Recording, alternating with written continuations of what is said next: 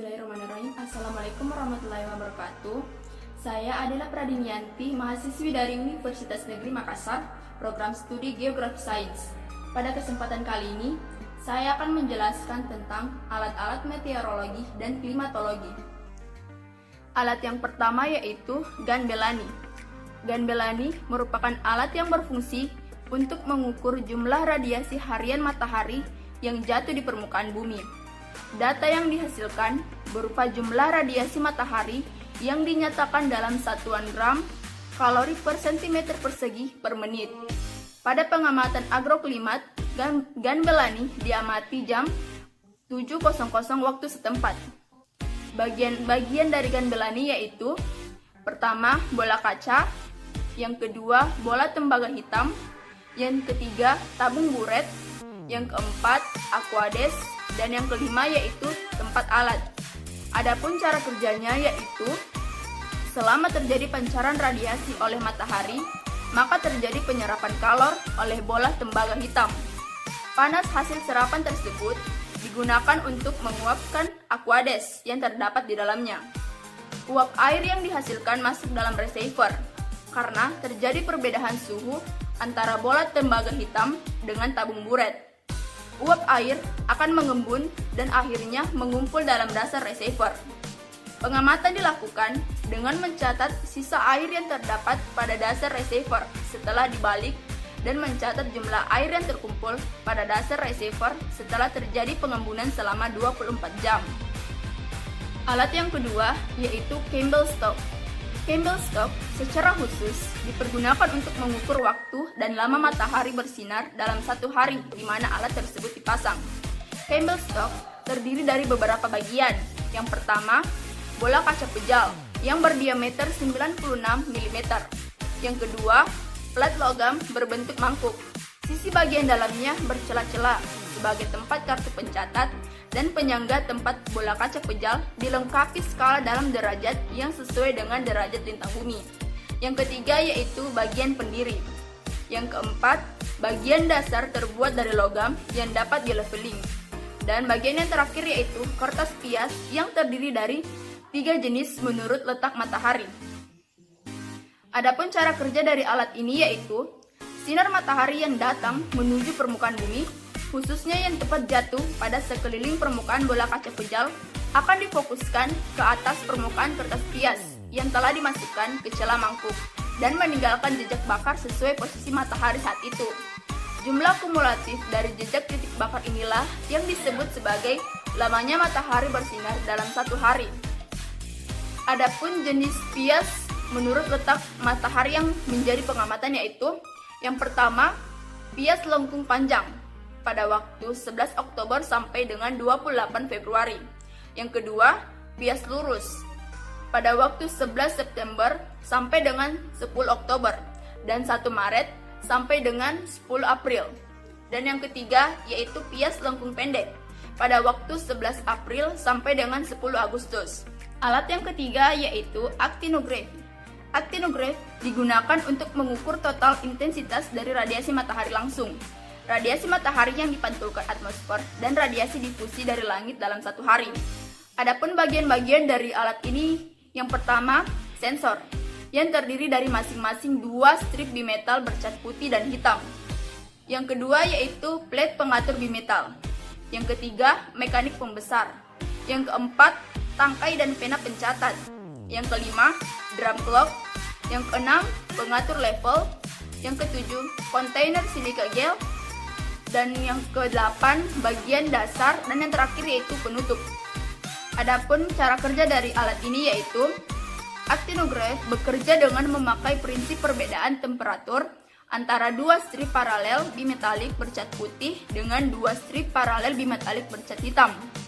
Perbedaan temperatur terjadi karena radiasi matahari yang sampai ke bimetalik bercat putih akan dipantulkan, maka strip ini hanya respon terhadap temperatur ambang. Sedangkan radiasi yang sampai ke bimetalik hitam akan diserap, sehingga strip ini respon terhadap temperatur ambang dan radiasi yang datang, akibatnya terjadi distorsi terhadap strip bimetalik putih.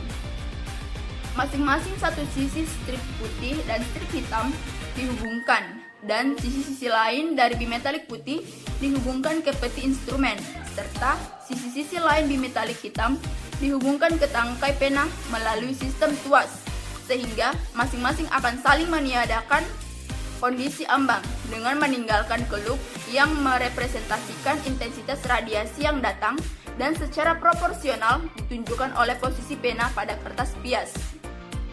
Glass dome akan mentransmisikan 90% energi elektromagnetik dengan panjang gelombang antara 0,3 sampai dengan 3 mikron, dan silika gel akan menyerap uap air agar tidak terjadi kondensasi pada permukaan glass dome.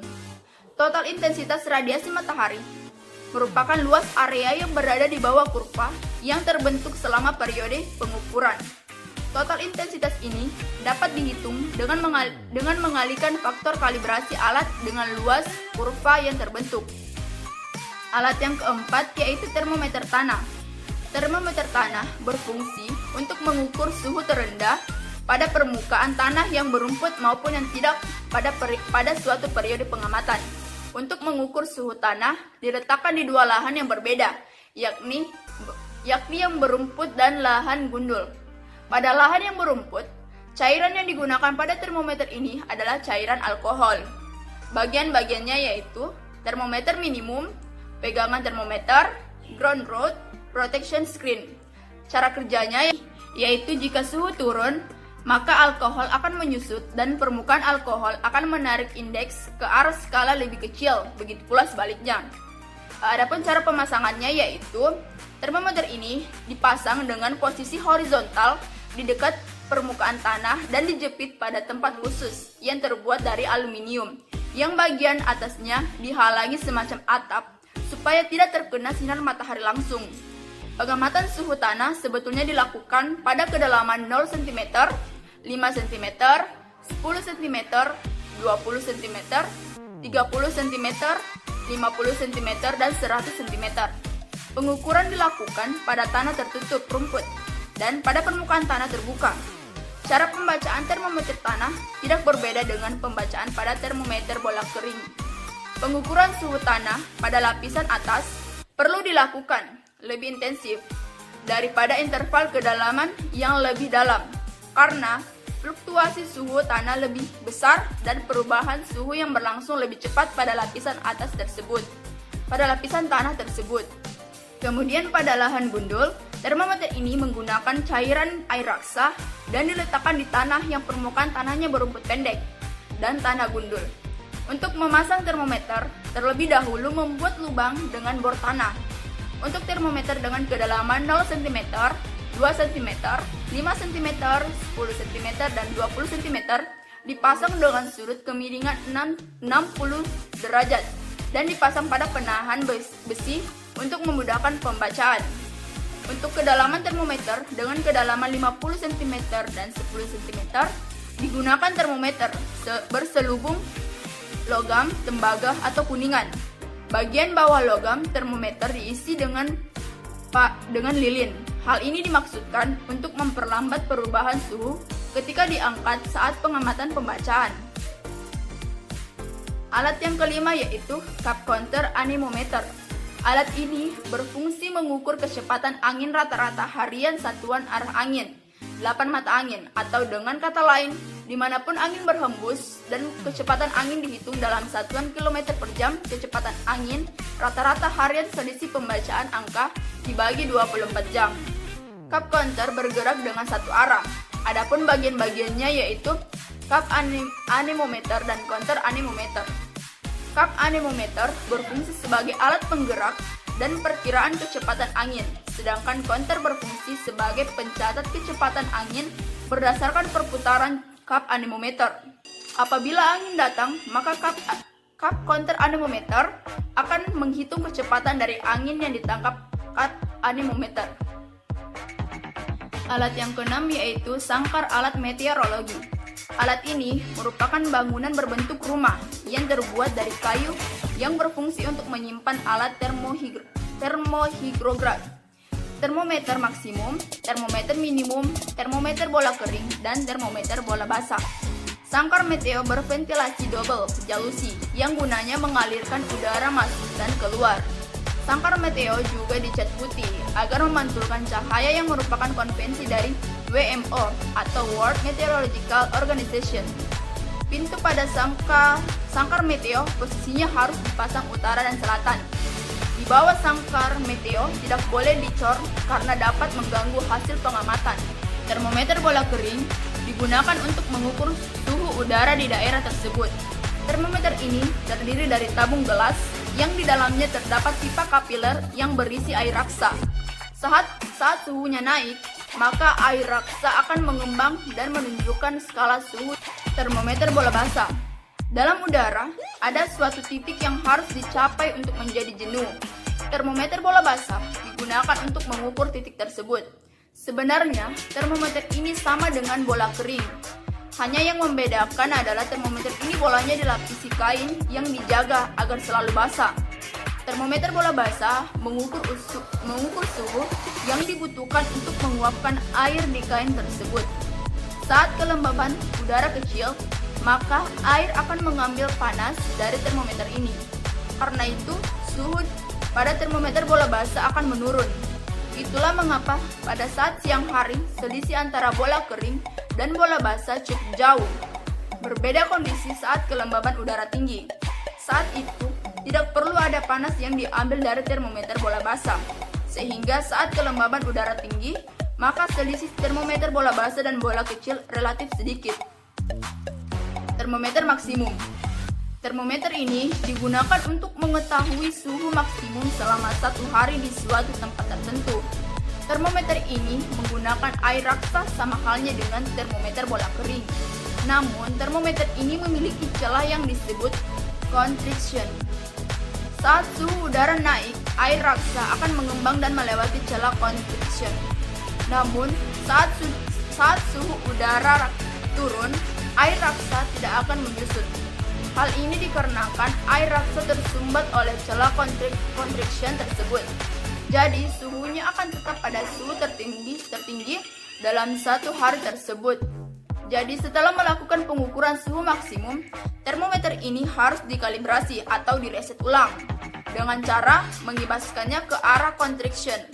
Hal ini dilakukan agar air raksa bisa kembali ke suhu yang sebenarnya. Termometer minimum. Termometer ini digunakan untuk mengukur suhu terendah dalam 1 hari pada suatu tempat tertentu.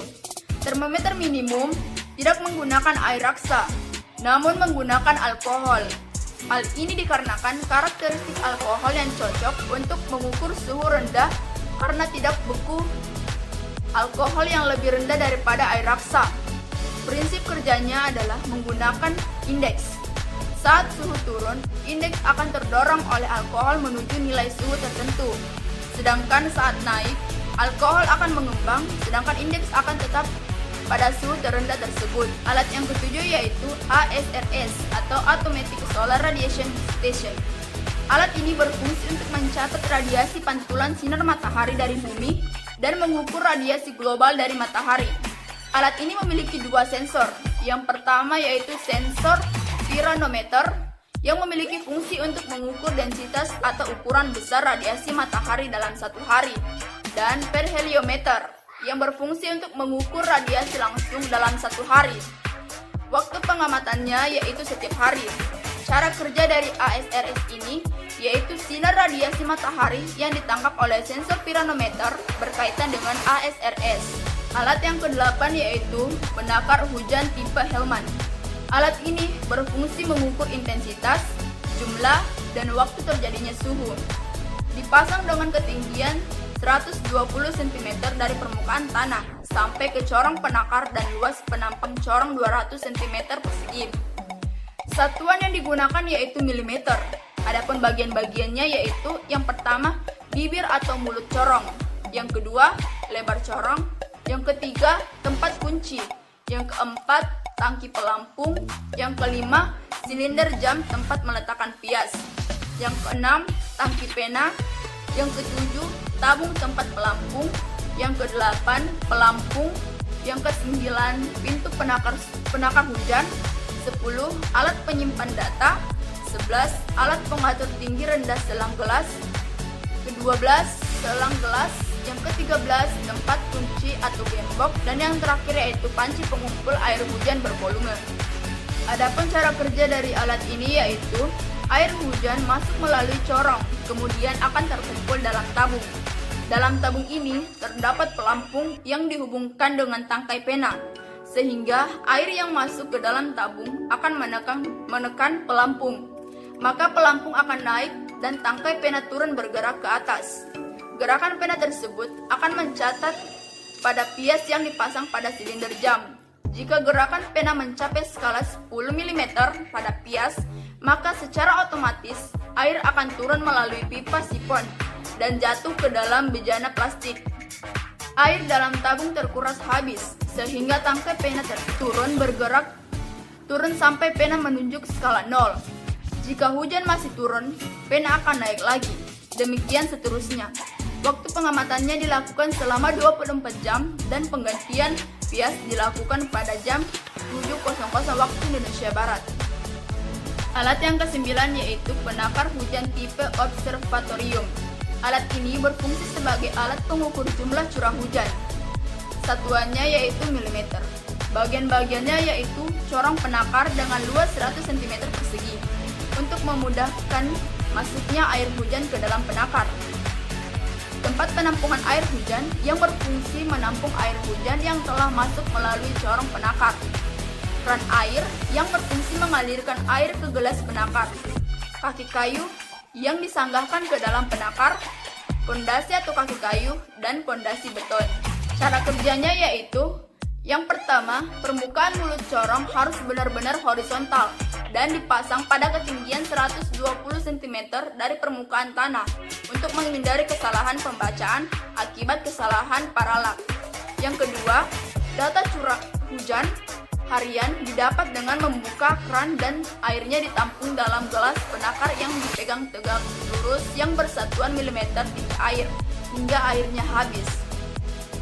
Yang ketiga, baca jumlah air hujan yang tertampung di gelas ukur dan catat hasilnya. Yang keempat, jika diperkirakan jumlah curah hujan melebihi 25 mm, sebelum airnya mencapai skala 25 mm, maka harus ditutup kerannya. Kemudian, lakukan pembacaan dan catat hasilnya.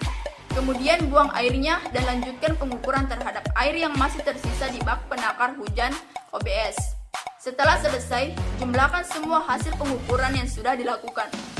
Curah hujan diukur dengan gelas penakar setiap pagi jam 7.00. Alat yang ke-10 yaitu ARWS, yaitu Automatic Rain Water Station. ARWS ini berfungsi sebagai alat yang digunakan dalam pengambilan sampel air hujan yang akan diuji tingkat keasamannya di laboratorium. Alat ini terdiri dari dua bucket, yaitu wet bucket dan dry bucket. Cara kerjanya yaitu, jika terjadi hujan, maka sensor akan memberikan trigger kepada sistem kontrol untuk membuka tutup tempat penampungan air yang digerakkan oleh motor listrik.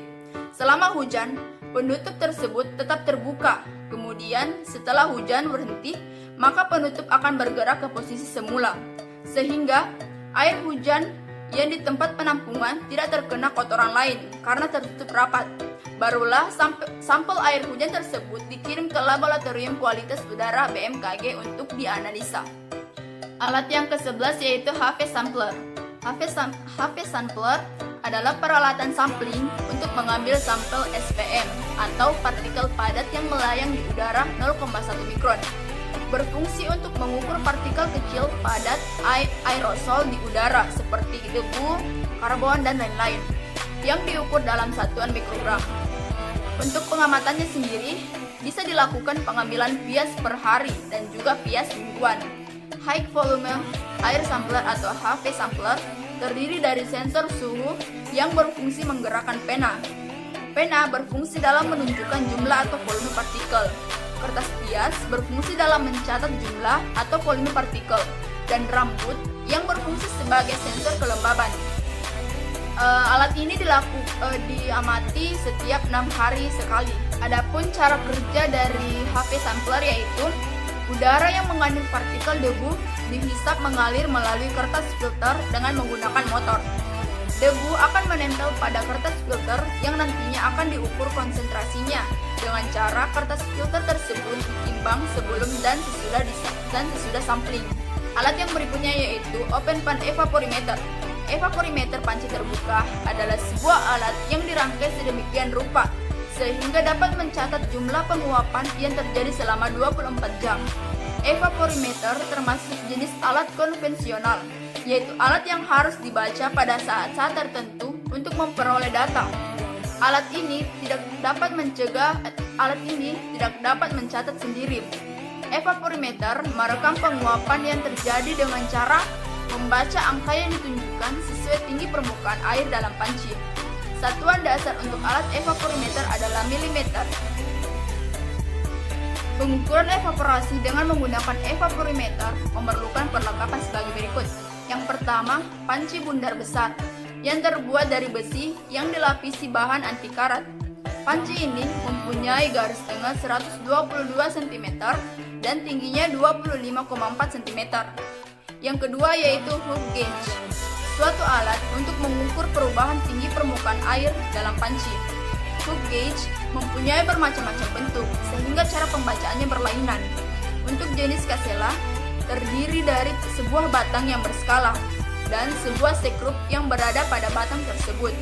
Digunakan untuk mengatur letak ujung jarum pada permukaan air dalam panci. Sekrup ini berfungsi sebagai mikrometer yang dibagi menjadi 50 bagian. Satu putaran penuh dari mikrometer mencatat perubahan ujung jarum setinggi 1 mm. Hook gauge buatan Prancis mempunyai mikrometer yang dibagi menjadi 20 bagian. Dalam satu bagian menyatakan perubahan tinggi jarum 0,1 mm. Berarti untuk satu putaran penuh perubahan tinggi jarum sebanyak 2 mm. Yang ketiga yaitu steel wheel. Bejana terbuat dari logam yang berbentuk silinder dan mempunyai 3 buah kaki. Pada setiap kaki terdapat sekrup untuk menyetel atau mengatur. Yang ketiga yaitu steel wheel. Bejana terbuat dari logam yang berbentuk silinder dan mempunyai 3 buah kaki. Pada tiap kaki terdapat sekrup untuk menyetel kedudukan bejana agar letaknya horizontal.